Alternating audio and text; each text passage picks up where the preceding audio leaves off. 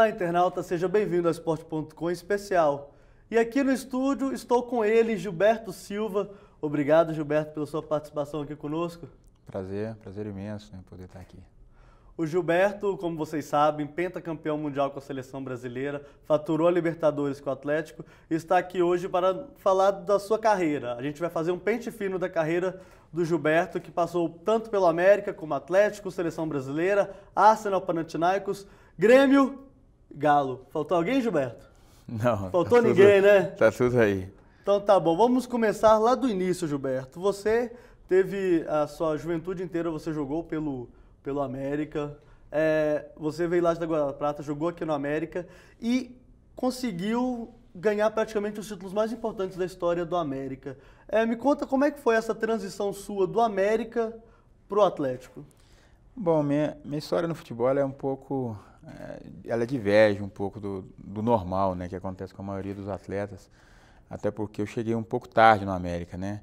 Eu cheguei aqui com 16 anos, em Belo Horizonte, no juvenil ainda, e depois de 5 meses eu retornei a Lagoa da Prata devido a problemas de família, fui trabalhar para ajudar em casa, e só aos 19 anos eu retornei a Belo Horizonte, né, já na categoria júnior.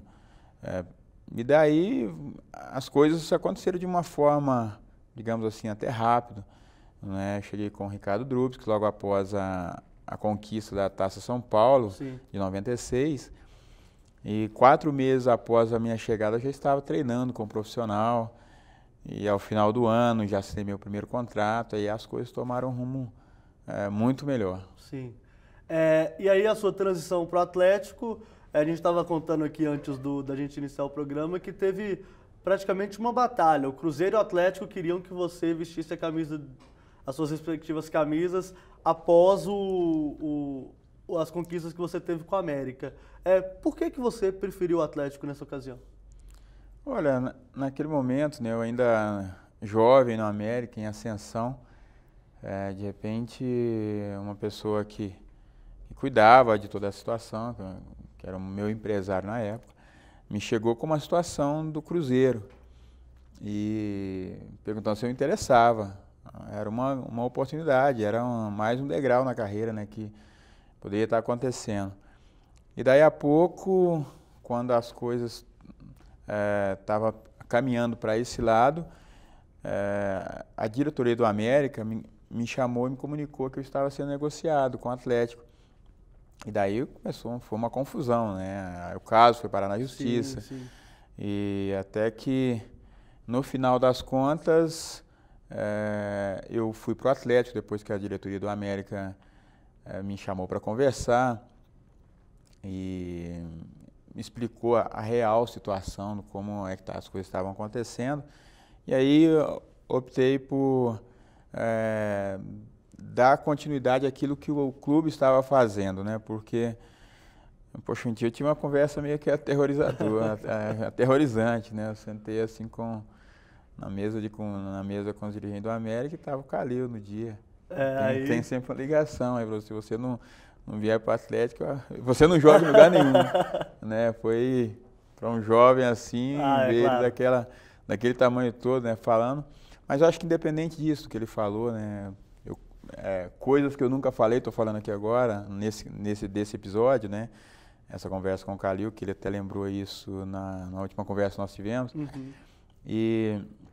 Mas aí as coisas aconteceram de uma forma como era para ter acontecido realmente, de clube para clube, sem haver nenhuma complicação.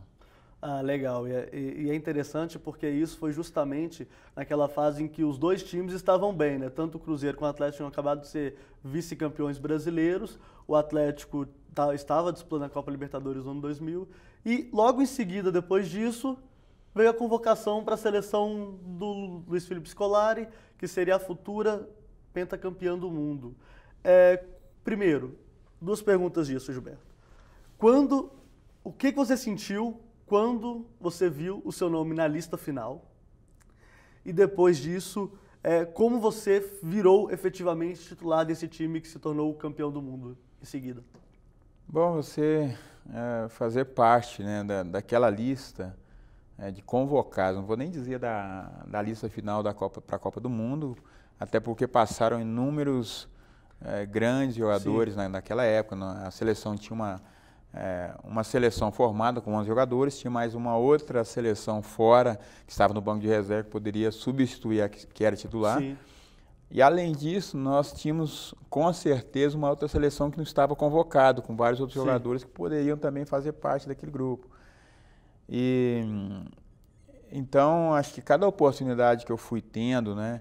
A minha primeira convocação foi em 2001, para os 2 últimos jogos, né, das eliminatórias contra a Bolívia. Eu estreiei contra a Bolívia, né, um lugar onde ninguém gostava de jogar. E depois foi o jogo contra a Venezuela, depois contra a Venezuela. Isso. Foi o último jogo em casa. Eu não joguei esse jogo, mas naquele dia um dia muito tenso, né? E daí então, passada a classificação, a seleção, o Filipão a seleção fez 7 amistosos, somente com jogadores que jogavam no Brasil. E eu fui a todos os jogos, né? Assim como o Kaká, o Kleberson, outros também. E acho que foi muito importante para mim, até porque meu tempo de seleção era muito pouco, esses 7 amistosos. Né? Foi onde o Filipão pôde ver o meu dia a dia, como que era, meu comportamento nos treinos, fora dos treinos, minha relação com todos ali dentro, né? E no dia que eu fui realmente selecionado para ser o titular, eu não era o titular naquele momento, né? Era o Emerson, juntamente com o Juninho. Eu tinha iniciado a pré-temporada como titular, depois aconteceu algumas trocas, inclusive a minha. E aí, após o corte do Emerson, foi assim uma surpresa, mas uma surpresa, digamos assim, que eu estava preparado para a situação. Não vou dizer que é uma surpresa agradável, porque é super desagradável falar dessa questão, né? Porque envolve aí a lesão de um colega de profissão. Que era o capitão do time. Que era o capitão, uma pessoa de referência dentro do grupo. E logo em seguida, com o título mundial, você foi vendido infelizmente, né, Gilberto, para o Arsenal. Torce errado, tá vendo? Você foi vendido para o Arsenal e lá você faturou todos os títulos. Ganhou a FA Cup, ganhou a Community Shield, ganhou a Premier League. E a Liga dos Campeões, Gilberto? Talvez tenha sido o ponto que faltou nessa sua carreira, né? Que é extremamente vitoriosa, inclusive, né? Olha, isso é algo que realmente, né, ficou ali muito próximo. De repente a gente fala assim, faltou. Mas quando eu olho para trás, cara, eu olho como foi toda a minha história, desde a chegada no futebol e quase não ter sido um jogador de futebol profissional e ter tido todas as conquistas, acho que isso aí é muito irrisório, né, diante de tudo. Com certeza. Então nós tivemos aí uma perda assim, significativa, né? Não só para os atletas, mas para o clube também, que até hoje o Arsenal não tem essa conquista. Mas durante 6 anos de Arsenal foram inúmeras conquistas, né? Desde aprender a falar um idioma, adaptar o futebol inglês, morar em Londres também, que não é uma coisa fácil, né? Adaptar a cultura ao estilo de futebol e aos títulos realmente, né? Mas eu me sinto um grande privilegiado por ter feito parte, né, de um grande grupo no Arsenal que está marcado na história. Claro, com certeza. Que é os Invencíveis, né? Onde nós ficamos na oportunidade 49 partidas sem perder. Então, muitas coisas positivas aconteceram comigo, tanto no Arsenal, em outras equipes, dentro da seleção brasileira, que acho que algumas perdas, né, elas fazem parte e você tem que saber trabalhar com elas e tirar um grande aprendizado. Não, com certeza. Você pega a sua lista de títulos, tem clube brasileiro que invejaria as suas extensas conquistas, né? E logo depois disso, antes de você ir para a Grécia e Panathinaikos e se tornar campeão grego lá, o que culminou exatamente na sua saída para o Panathinaikos? Foi uma rixa que você teria tido ali com o Arsène Wenger? Não, pelo contrário, não tivemos nenhum problema, né, de relacionamento, é uma rixa, ele sempre me tratou com muito respeito, e eu da mesma forma. Mas eu acho que ele cometeu um grande erro. Né? Eu acho que, não, eu estou falando isso agora em tom de brincadeira, obviamente, mas tem um ponto de verdade nisso também quando eu falo. E não só eu que falo, né? Grande parte da imprensa inglesa também, os torcedores do Arsenal, acredito num grande erro da parte dele naquele momento. Isso após a Copa América de 2007, né? Eu fui o último jogador a se apresentar, mas coisa que já era de rotina, né? Sempre no meu retorno de férias, Claro. pelo fato de estar servindo a seleção brasileira. Então, nesse ano, novamente, de 2007 para 2008, eu me apresentei mais tarde. E daí, quando eu cheguei, passado algumas 2, 3 rodadas, eu já estava pronto para jogar, já tinha feito minha pré-temporada, meu treino, como de costume. E aí eu passei a continuar no banco, né? E comecei a ter um certo desconforto. Claro. O que eu fiz foi, de uma forma muito tranquila, muito educada, perguntar o motivo, querer saber o porquê, até pelo fato dos anos anteriores não tinha acontecido dessa forma. E daí a resposta foi que ele iria manter o time da pré-temporada, com o Flamini e o Cesc Fábregas, sim, na época. E daí eu perguntei isso, mas é esse realmente o motivo? Até porque eu cheguei atrasado das outras vezes também, né? Sim, lógico. Porque ele colocou isso, você chegou um pouco tarde na pré-temporada, eu vou utilizar o time da pré-temporada. Eu falei, não, tudo bem, se é isso que você está... se é a sua decisão, eu vou fazer minha parte. Mas para mim foi, naquele momento, uma situação muito complicada, né? Porque na temporada anterior, 2006, 2007, né? Com a lesão do Henry, grande parte da temporada, eu fui o capitão da equipe. Era isso que eu ia te perguntar, Gilberto, desculpa até te cortar. Lógico. Isso te incomodou bastante? Você ser preterido na questão de ser o capitão do time? Porque o Henry logo em seguida também deixou o Arsenal, né? A questão não era nem o fato de ser ou não o capitão do time, né? Não era essa a questão. A questão para mim era jogar. Porque na temporada anterior, 2006, 2007, eu tinha sido capitão do time por grande parte da temporada, sim, devido à lesão do Henry. Eu era o segundo capitão, sim, e fui o vice-artilheiro do time, atrás do Van Persie. Claro. Eu tava bem, né? Você tava gol, né, cara? Tava marcando gol pra caramba. E acho que essa questão de não jogar, acho que não era nem a questão de ser capitão, né? Era uma questão de escolha dele realmente. Mas essa questão de não jogar depois de ter tido talvez a minha melhor temporada em termos individuais, sim, né? Em termos de produtividade, sim, um volante ser o segundo artilheiro, o vice-artilheiro do time, ser o capitão. Então isso realmente me incomodou, né? Mas até então ele decidiu, eu procurei manter o meu trabalho, fazer minha parte e aguardar a oportunidade que, obviamente, o claro, Flamini aproveitou o período dele, que já estava lá. São grandes jogadores, a gente está falando de grandes jogadores também, né, Gilberto? E logo em seguida você foi para a Grécia e aí o Grêmio te repatriou. É verdade quando os jogadores falam que existe realmente um período de adaptação? O futebol europeu tem um estilo de jogo tão diferente do nosso assim, Gilberto? Lógico que sim.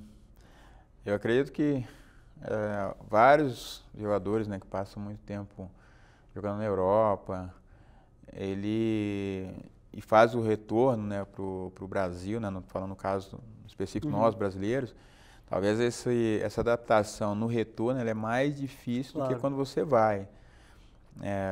Até porque você está acostumado a jogar com um tipo de grama diferente, um clima diferente, você se adapta àquilo onde a bola corre no gramado com mais facilidade, a forma diferente como que as pessoas tratam o futebol em relação ao Brasil, infelizmente, né, que ainda precisamos avançar um bocado de coisa. Mas eu, assim, procurei fazer da minha parte também, porque quando eu voltei foi uma decisão minha de estar voltando,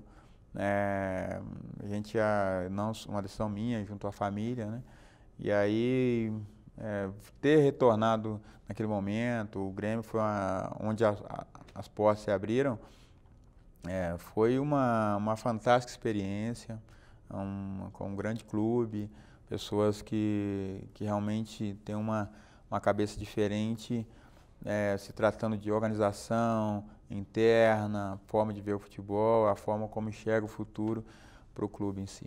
E aí, obviamente, você veio para o Atlético e conquistou a Copa Libertadores da América, que é o torneio que a torcida do Atlético tanto almejava depois desses tantos anos sem um título de expressão. Como você se fez parte desse grupo, já que você era um jogador que entrava e saía muito do time? O que você fez e achou dessa conquista do Atlético? Qual foi a sua importância? Como é que você vê a sua importância em prol dessa conquista, Gilberto? Bom, às vezes a gente falar de si próprio é um pouco até difícil, né? Porque gera assim, várias interpretações. Mas eu, no meu caso, né, quando surgiu a oportunidade de retornar ao Atlético, né, eu fiquei um pouco, fiquei feliz, claro, primeiramente, quando houve o primeiro contato, e apreensivo ao mesmo tempo, né, porque já tinha tido a minha passagem aqui, uma bela passagem, e tinha um receio muito grande de que as coisas não acontecessem da melhor forma possível. E aí a minha participação, não só no Atlético, mas em todos os lugares que eu passei, sempre em prol de objetivo, em prol de uma causa, daquilo que você acredita, não em benefício de si próprio. Claro. Até porque o benefício próprio ele acontece quando os resultados aparecem, quando você concretiza um resultado, né? Naquele momento, a conquista da Libertadores, um título importante para o clube, para a história do clube, para o torcedor. E lá atrás, né, quando eu cheguei em casa comentando com a minha esposa sobre a possibilidade de vir ao Atlético, ela falou assim, você que decide. Eu falei assim, então tá bom, vamos voltar para ser campeões da Libertadores. E o Atlético já estava com um time muito bem pronto, né? Eu ainda brinco, né? Tava faltando eu chegar para completar, né? Também que é a parte do quebra-cabeça. Mas eu resumo da seguinte forma, eu sempre estive disposto a ajudar em todos os momentos, né? Desde quando eu estivesse nos treinos, conversando com os mais experientes, os mais jovens, comissão técnica, as outras pessoas que se aproximassem de mim, como também na hora que eu tivesse que entrar dentro de campo. Eu vim numa condição no Atlético, né, quando eu aceitei a proposta, eu sabia que eu não iria jogar tanto, né, até pelos jogadores que estavam em bom momento, o time estava em bom momento, mas que eu tinha que aproveitar as chances que eu tinha claro, de jogar, né, e acredito que foram muito bem aproveitadas. E aí você finalizou seu contrato com o Atlético, e tivemos uma situação meio chata aí, né? Que você teve que entrar na justiça contra o Atlético devido a problemas, partes contratuais. O que aconteceu de fato, Gilberto?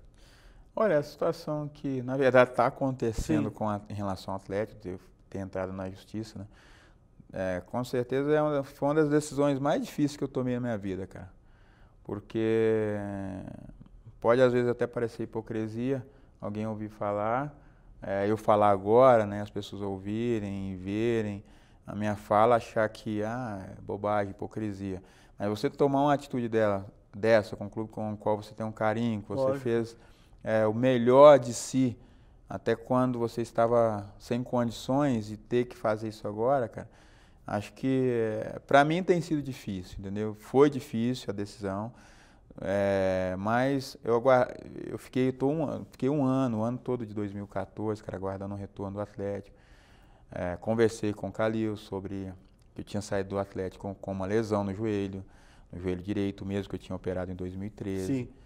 E já tinha os exames todos confirmando a lesão. Isso nós conversamos no início do ano Sim. passado, né, de 2014. E ele saí da sede do Atlético com uma reunião marcada para a semana seguinte com o departamento médico, onde a reunião foi desmarcada, cara. Naquele momento eu aguardava essa reunião para cuidar da cirurgia, para fazer a cirurgia que era necessária. E fiquei aguardando, a reunião foi desmarcada, eu tentei novamente contato, tentei marcar uma nova reunião, sem sucesso, mandei uma mensagem depois, sem sucesso, até que eu fiz a cirurgia, tomei as providências necessárias. No decorrer do caminho houveram alguns problemas, né, que o meu joelho inflamou, Sim. tive que fazer novos procedimentos. E ao final, aí já no segundo semestre, após Libertadores, como eu fiz a cirurgia, eu falei assim, bom, agora já foi feita, vou aguardar um retorno, de repente tem esse retorno, enquanto isso eu vou cuidando da recuperação. Eu tive um contato com o Maluf. Eu liguei um dia, que eu saindo do consultório médico, e falei com o Maluf, eu gostaria que você intermediasse a minha situação com o Calil, expliquei o que era, do que se tratava. Ele ficou de me dar um retorno e até hoje. Então eu fiquei um ano, assim, mais de 15 meses, aguardando um retorno por parte do Atlético, cara. Mas, como eu estava aberto naquela situação e fiquei aguardando até antes dessa decisão que eu tive que tomar, a dura decisão, eu continuo aberto para a gente sentar, cara, e conversar e resolver esse impasse. Claro, e a história que você tem com o Atlético, isso não é nada perto do que o carinho que a torcida tem por você também, né? Eu acho que isso tudo tem que ser levado em consideração para que isso seja ajustado da melhor maneira possível, não é isso? Sim, até porque... poxa, eu fui chamado de tudo quanto é santo bonito aí, né, cara? Infelizmente. Mas eu entendo o lado do torcedor, sim, cara. Entendo o lado do torcedor, que o torcedor é passional. Infelizmente, muita gente critica sem saber a verdade, sim, sem entender a história, conhecer realmente. Então, espero que esse meu depoimento aqui, mais uma vez, não é o primeiro depoimento que eu faço nesse sentido, as pessoas... Talvez tentem entender a história, não vou dizer o motivo de eu ter agido assim, mas pelo menos entender a história, né, de por que eu não estou jogando até agora, se a minha vontade era ter continuado jogando após o término de contrato com o Atlético.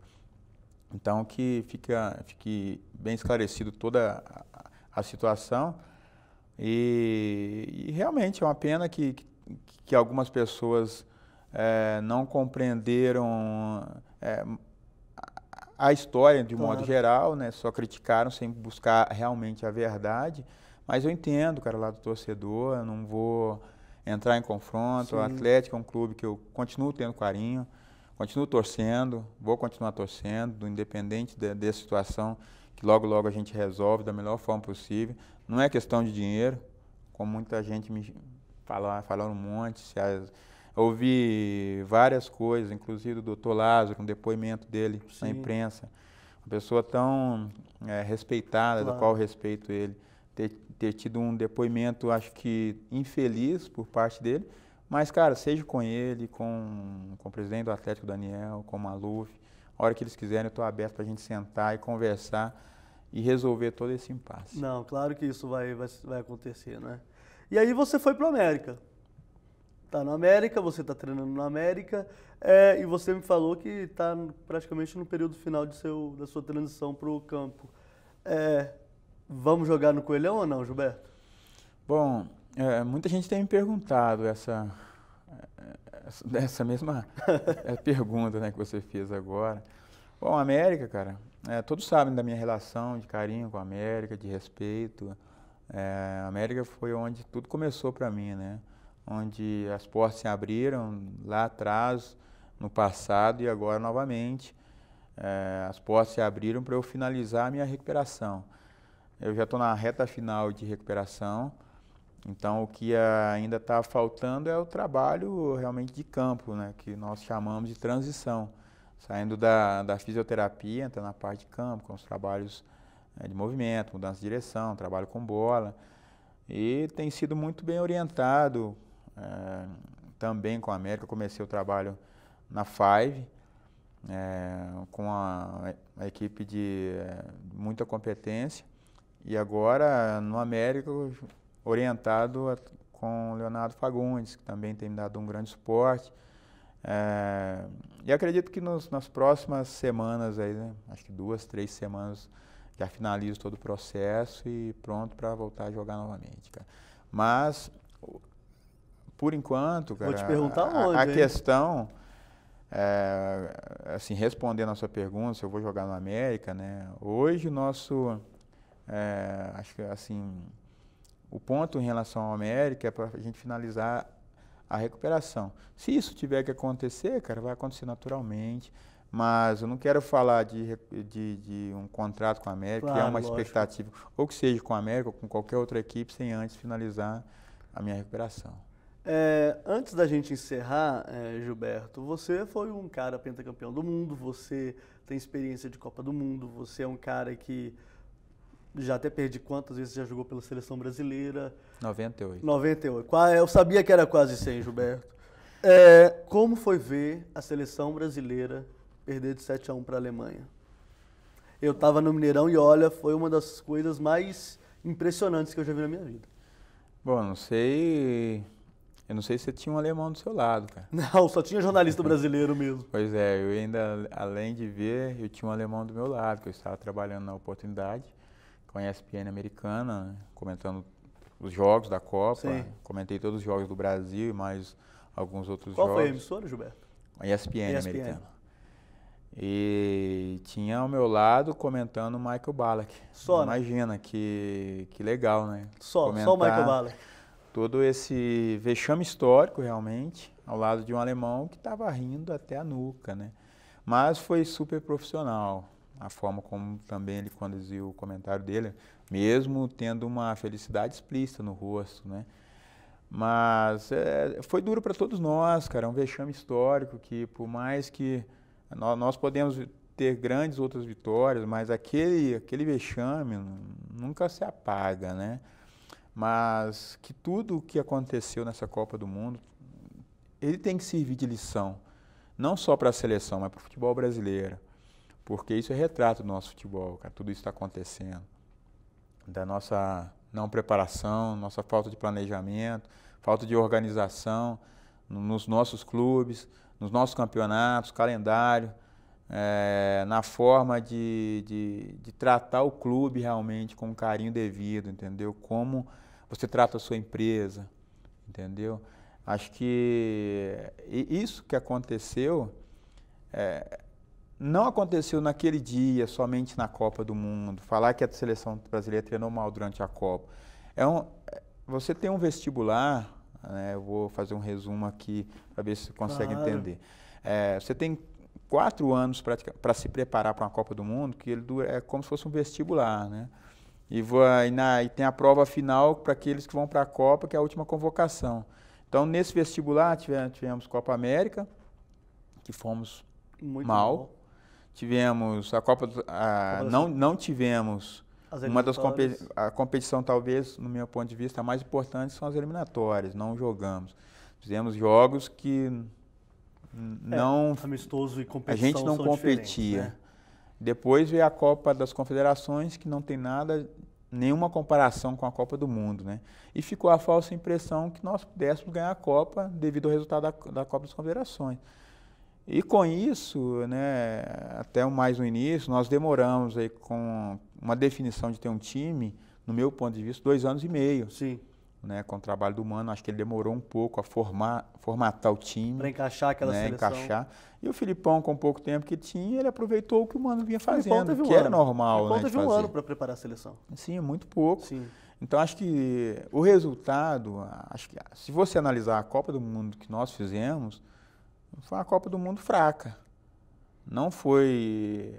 De repente, o Chile virou o bicho-papão da seleção, coisa que onde antes... Né? O Chile era o melhor adversário de se jogar, onde a gente ganhava bem, ganhava com facilidade, dava goleada sempre, de repente virou o bicho-papão.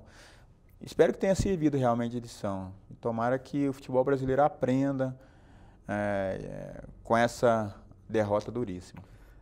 Antes, eu vou fazer outra pergunta antes da gente encerrar, cara, internauta.